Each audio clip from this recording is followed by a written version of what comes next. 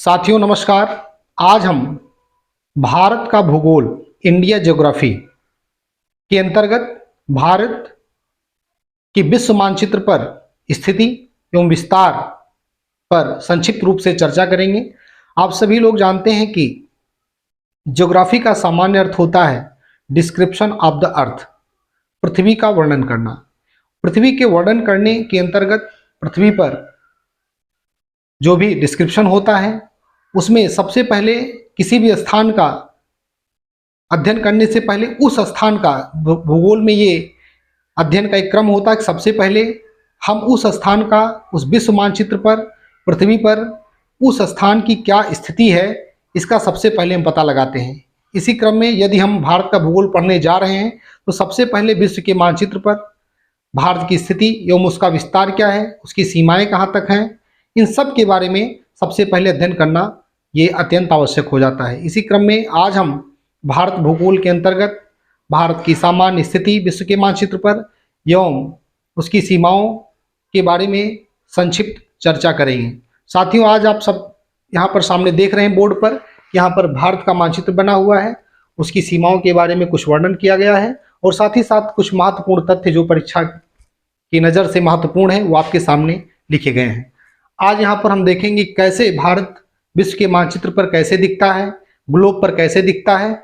आइए इसका हम अध्ययन करते हैं। साथियों, आप सब लोग जानते हैं कि पूरे ग्लोब में अक्षांश और देशांतर रेखाओं का बहुत बड़ा महत्व होता है।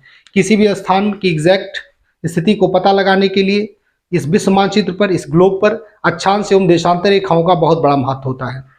जो विषुवत रेखा, अब विषुवत रेखा 0 डिग्री अक्षांश जिसे कहते हैं, जिसको भूमध्य रेखा कहते हैं, उसके समानांतर उत्तर तरफ और दक्षिण तरफ जो रेखाएं, काल्पनिक रेखाएं मानी गई हैं विश्व मानचित्र पर, ग्लोब पर, वो अक्षांश रेखाएं कहलाती हैं। इनकी स्थिति हॉरिजॉन्टल होती है पृथ्वी पर।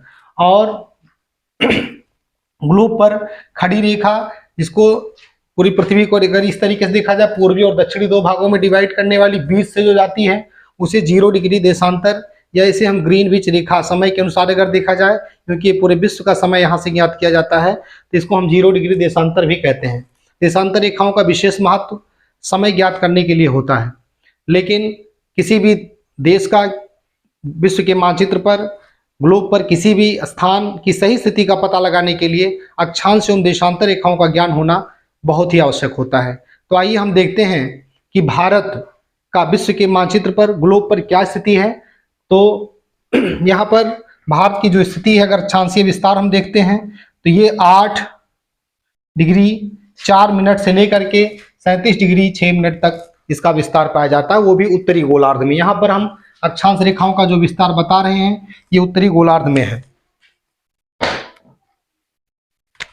ये उत्तरी गोलार्ध में है, यानी ये उत्तरी गोलार्ध का विस्तार है। क्योंकि भारत जो है भूमध्य रेखा के उत्तर में स्थित है। ये भूमध्य रेखा है 0 डिग्री अक्षांश, इसके उत्तर में स्थित है। तो इसका अगर हम विस्तार लेके चल रहे हैं तो ये 0 से शुरू होता है, तो लगभग ये कर्क रेखा है। कर्क रेखा भारत के मध्य से होके जाती है। तो हमारा लगभग, अब इस स्थान से लगभग हमारा जो भारतवर्ष है इसका जो अक्षांशीय विस्तार है वो यहाँ से लगभग हमें लगता है एक, यहाँ से इसका अक्षांशीय विस्तार, अगर हम इसको मान लेते हैं कि 8 डिग्री 4 मिनट की रेखा है तो यहाँ से शुरू हो रहा कहीं पर। उसके बाद इसका विस्तार अक्षांशीय ऊपर का कितना है, तो ये 37 डिग्री 6 मिनट तक है। क्योंकि 23.5 डिग्री अक्षांश है जो कि कर्क रेखा है, इसके ऊपर हम चलते हैं तो 37 डिग्री लगभग यहाँ से मान लेते हैं, तो लगभग यहाँ। इसका मतलब भारत हमारा ये भूमध्य रेखा के उत्तर में है, तो इसके बीच में, इन अक्षांशों के बीच में स्थित है। अभी हमें ये नहीं पता हो पा रहा है कि ये जो है 0 डिग्री देशांतर के पूर्व में है कि पश्चिम में है। तो इसका विस्तार हम देखते हैं तो यहाँ पर 68 डिग्री 7 मिनट पूरब से लेकर के, और ये 97 डिग्री 25 पूरब तक है देशांतरीय विस्तार।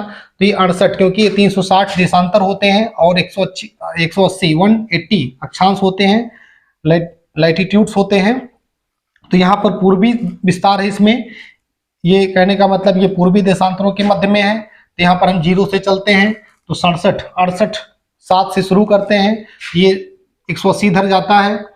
तो इसका मतलब यहाँ कहीं से जो है इसका विस्तार है, शुरू है। और ये 97 तक है, 97.25 तक है।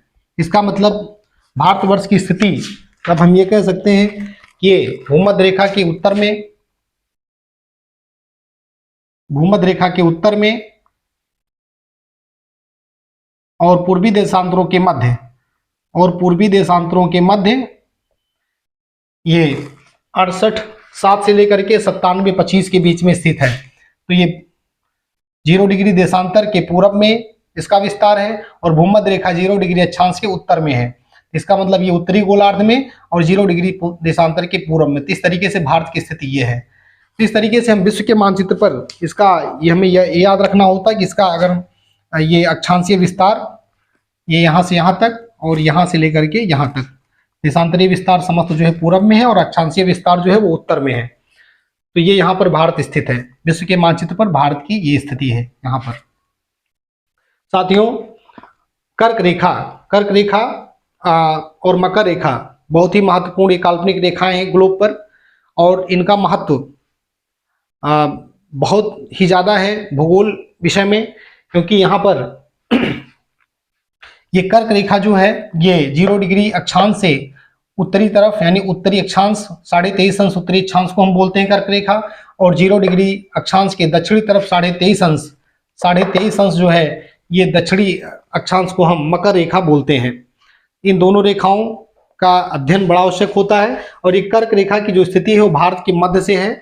ये कर्क रेखा की स्थिति भारत के मध्य से है और ये कर्क रेखा भारत के जो है 8 राज्यों से होकर के गुजरती है। इसको भी याद रखना है। गुजरात से शुरुआत में, गुजरात से यहाँ शुरू होती है, गुजरात के बाद ये राजस्थान में प्रवेश करती है, राजस्थान के बाद ये मध्य प्रदेश में, मध्य प्रदेश के बाद छत्तीसगढ़, छत्तीसगढ़ के बाद झारखंड, पश्चिम बंगाल, त्रिपुरा एवं मिजोरम होते हुए कर्क रेखा इस तरीके से ये जाती है पश्चिम से पूरब की तरफ। ये 8 राज्यों के बीच से होकर के कर्क रेखा जाती है। ये भी प्रश्न कई बार पूछे गए हैं। इनमें राज्यों को आपको रटना पड़ेगा कि किन राज्यों से होकर के कर्क रेखा जाती है। और भारत के क्षेत्रफल की अगर हम बात करें, संपूर्ण भारत के क्षेत्रफल की बात, तो भारत का कुल क्षेत्रफल 32,87,263 वर्ग किलोमीटर है। 32,87,263 वर्ग किलोमीटर है कुल क्षेत्रफल। और यहाँ पर अगर हम स्थलीय सीमा की बात करें, क्योंकि भारत की जो सीमा है, इसकी जो सीमा है वो सीमा 2 प्रकार की है। कुछ सीमा जो है इसकी समुद्री है और ये जो है यहाँ पर समुद्री सीमा है, और ये उत्तर पश्चिम से लेकर के और पूर्वोत्तर तक इधर देखा जाए तो ये जो है आपकी स्थलीय सीमा है। तो यहाँ पर जो हम मुख्य भूमि की जो समुद्री सीमा है, ये मुख्य भूमि मतलब जो मुख्य भूमि है, क्योंकि यहाँ पर द्वीप समूह में हमारे भारत का कुछ हिस्सा जो है वो महासागरों में भी पाया जाता है। तो यहाँ पर मुख्य भूमि की जो समुद्री सीमा है वो है 61 यानी 6,100 किलोमीटर, और द्वीप समूहों सहित कुल जो सीमा है, जो सीमा है 7,516 किलोमीटर। इस तरीके से यहाँ पर अगर देखा जाए कि विश्व के कुल क्षेत्रफल में भारत का कितना हिस्सा है, तो 2.43% है। 2.43% जो है ये विश्व के कुल क्षेत्रफल का भारत का क्षेत्रफल है। और यहाँ पर अगर हम क्षेत्रफल की दृष्टि से भारत का विश्व में स्थान देखें तो ये 7वां स्थान है। इसमें क्रम से अगर देखें तो सबसे बड़ा जो स्थान है क्षेत्रफल में पूरे विश्व में ग्लोब पर वो है रूस का, फिर उसके बाद कनाडा का, कनाडा के बाद संयुक्त राज्य अमेरिका का, चीन का, ब्राजील का, ऑस्ट्रेलिया का, और इसके बाद जो है 7वां स्थान भारत का है। यहाँ पर और एक बात ध्यान देने योग्य है, यहाँ पर हम पूरब उत्तर से दक्षिण और पूरब से जो है पश्चिम, इसकी जो लंबाई है इसको भी पूछा जाता है। तो पूरब उत्तर से जो है दक्षिण, ये भारत की जो लंबाई है, इसके बीच में जो अगर हम एक रेखा खींचे सबसे उत्तरी बिंदु से लेकर के दक्षिणी बिंदु के मध्य, तो ये है 3,214 किलोमीटर। और ये जो है पूरब से लेकर के पश्चिम में इसके बीच की जो दूरी है ये है 2,933 किलोमीटर। इसका मतलब कि उत्तर दक्षिण में भारत की जो लंबाई है वो ज़्यादा है। यहाँ पर जो सबसे पश्चिमी बिंदु है भारत का वो है गौर माता, गुजरात में जो स्थित है, और पूरब में यह है किबुथु, अरुणाचल प्रदेश में। इस तरीके से उत्तरी भाग में अगर देखा जाए सबसे उत्तरी बिंदु तो इंदिरा कौल है जो कि लद्दाख में स्थित है, और दक्षिणी बिंदु जो है अगर मुख्य भूमि में देखा जाए तो वो कन्याकुमारी है। और अगर देखा जाए द्वीप समूह, क्योंकि संपूर्ण, क्योंकि भारत का हिस्सा यहाँ पर आपका ये द्वीप समूह भी है, तो द्वीप समूह में ये इंदिरा पॉइंट जो है ये भारत का सबसे दक्षिणतम बिंदु है। अगर संपूर्ण भारत के क्षेत्रफल को देखा जाए तो संपूर्ण भूभाग में अगर देखा जाए तो ये आपका इंदिरा पॉइंट है। और यहाँ पर एक बात और ध्यान रखना है कि यहाँ पर जो भारत का जो अंतर्राष्ट्रीय सीमा के अंतर्गत, जैसे भारत के जो पड़ोसी देश हैं, तब पड़ोसी देशों में इनकी सीमा मतलब कितना लगती है, भारत की सीमा अन्य देशों से कितना कितना लगती है, कितने किलोमीटर है, उसमें भारत और पाकिस्तान की जो सीमा की दूरी है वो है 3,323 किलोमीटर, अफगानिस्तान में 106 किलोमीटर, और आपका चीन में 3,488 किलोमीटर, भारत नेपाल की सीमा कुल लंबाई 1,751 किलोमीटर, और भारत से भूटान की जो सीमा लगी है वो 699 किलोमीटर, और यहाँ पर भारत म्यांमार की जो सीमा है 1,643 किलोमीटर, और भारत बांग्लादेश की जो सीमा है 4,096.7 किलोमीटर। और अगर सबसे कम लंबाई भारत की सीमा का जो है वो सबसे कम अगर देखा जाए तो ये भारत और अफगानिस्तान की है 106 किलोमीटर। इस तरीके से आपने देखा कि ये आपके भारत की ग्लोब पर क्या स्थिति है, और साथ ही साथ भारत का सामान्य परिचय, भारत के बारे में आपको सामान्य जानकारी हमारे द्वारा दी गई। आप लोगों का बहुत बहुत धन्यवाद।